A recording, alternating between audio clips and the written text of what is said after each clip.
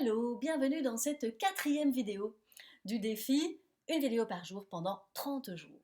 Je m'appelle Valérie et sur cette chaîne je te parle de trier, ranger, vider tes affaires ou éventuellement celles de quelqu'un d'autre. Aujourd'hui je vais te parler des causes du désordre.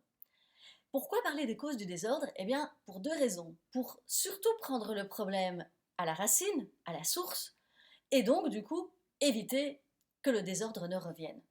C'est important de prendre conscience, en fait, d'où est-ce que ça provient. Qu'est-ce qui est à l'origine de la situation actuelle? Le désordre, bien sûr, il n'est pas arrivé généralement en un jour, il ne repartira pas non plus en un jour, donc c'est tout un cheminement. Et aujourd'hui, je vais te parler des causes principales pour lesquelles le désordre va arriver. Donc il y a essentiellement trois causes et je vais détailler un petit peu plus chacune des causes. Donc, premièrement, il y a les causes internes, finalement liées à la personne en elle-même. Ensuite, il y a des causes externes, mais liées justement à des éléments plutôt extérieurs. Et il y a également des causes structurelles, c'est-à-dire plus liées finalement à une forme d'organisation et à ce qui est présent, dans l'habitation parfois. Alors, donc, pour les causes internes, comme je disais, les causes internes, elles sont finalement vraiment liées à la personne en elle-même, c'est-à-dire que ça va être surtout lié aux croyances que l'on a, ou éventuellement à ce qu'on ressent, donc aux émotions. Donc finalement, ça sera nos pensées et nos émotions qui vont nous influencer. Les causes internes, je vais te donner juste quelques exemples, parce que c'est vrai qu'il y en a beaucoup, je vais te donner en tout cas des exemples principaux et dans lesquels éventuellement tu vas pouvoir te reconnaître. C'est surtout ça qui est intéressant dans cette vidéo, c'est de l'écouter et de te dire, tiens en fait, est-ce qu'il y a quelque chose qui me parle un petit peu plus? Premier exemple, la personne qui est collectionneuse. Évidemment, dans ce cas-là, eh bien, il n'y a pas de limite et du coup, il peut y avoir un envahissement par les objets que la personne collectionne. Une personne qui est fort hésitante, donc une personne qui est très hésitante, eh bien, elle va se retrouver à ne pas trop savoir justement se décider, donc vouloir tout garder, ou même faire un achat et se dire non mais en fait je ne sais pas quoi choisir, donc entre un pull bleu ou un pull jaune, finalement je vais prendre les deux pulls. Donc du coup, eh bien oui, on accumule des choses. Un autre profil, une personne qui est sentimentale. Alors la personne qui est sentimentale, elle est surtout attachée au passé et elle a peur d'oublier. Et tous les souvenirs ont vraiment leur place du coup, même non pas leur place que dans son cœur ou dans sa mémoire, mais prennent malheureusement beaucoup de place en pratique dans la maison.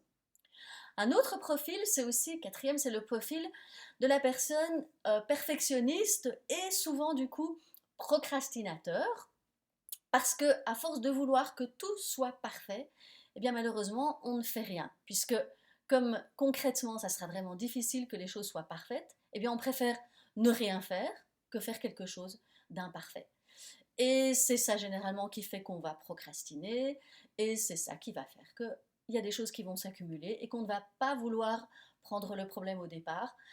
Souvent aussi ça paraît une montagne et du coup on ne le divise pas par plusieurs étapes. Et un dernier profil dont je vais te parler, c'est le profil d'une personne plutôt angoissée. Et du coup, c'est une personne qui aura peur du futur et qui donc va tout garder en se disant oui, mais dans le futur, ça peut toujours être utile. Donc en fait, elle prévoit le futur qui n'est pas prévisible, mais au cas où on a besoin, eh bien, on va garder beaucoup, beaucoup de choses. Donc ça, c'était pour les causes internes liées à la personne. Maintenant, voyons quelles sont quelques causes externes.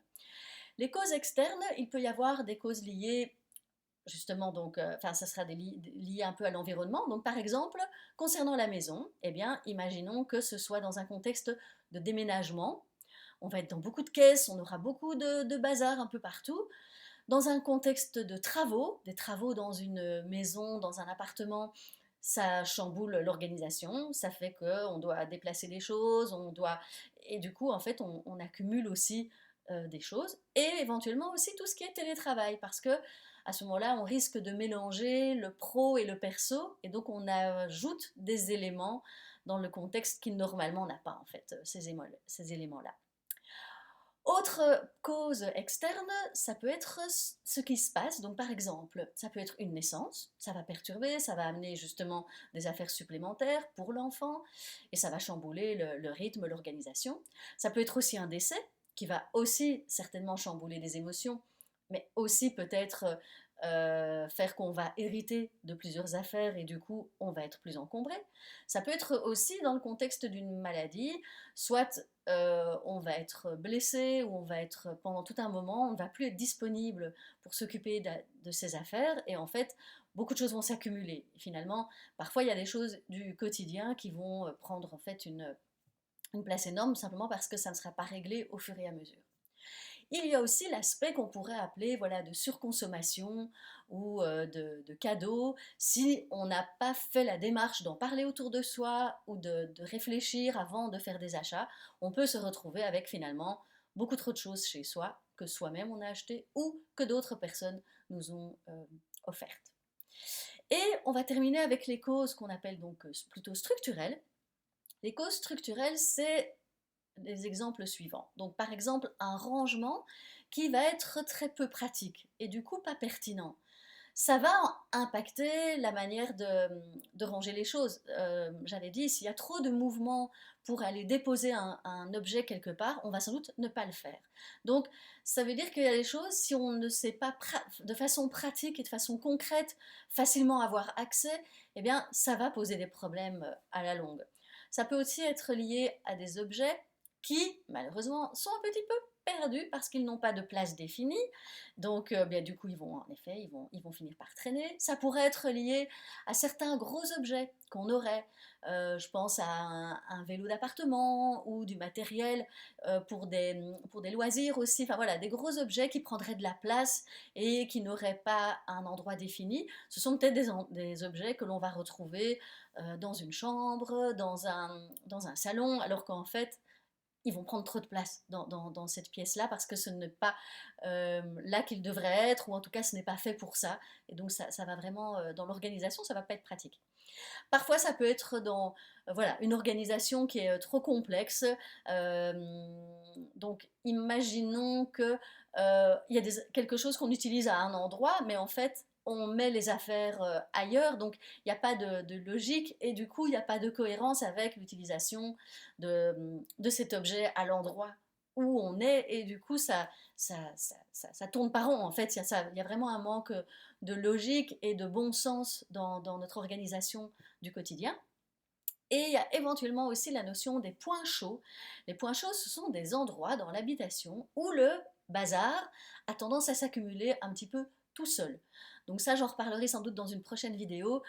Mais vraiment, les points chauds, c'est quelque chose dont il faut s'occuper régulièrement. Et s'il y en a beaucoup, ou si on ne les a pas identifiés, eh bien, ça va devenir des endroits où, pouf, tout à coup, le bazar va vraiment s'accumuler et on ne l'aura pas vu venir.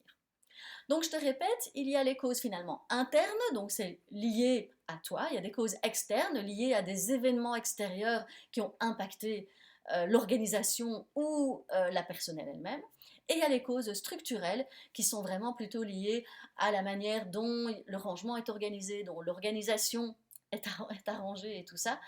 Et ce que je t'invite en tout cas à faire, c'est à voir dans ton cas à toi, est-ce qu'il y a une de ces causes qui te parle un petit peu plus? C'est déjà vraiment important d'en prendre conscience parce que ça va être une première étape pour se dire, ok, je m'en occupe de ce désordre, mais comme je sais pourquoi il est arrivé, en fait, je vais m'arranger pour que ça ne recommence plus. C'est surtout ça.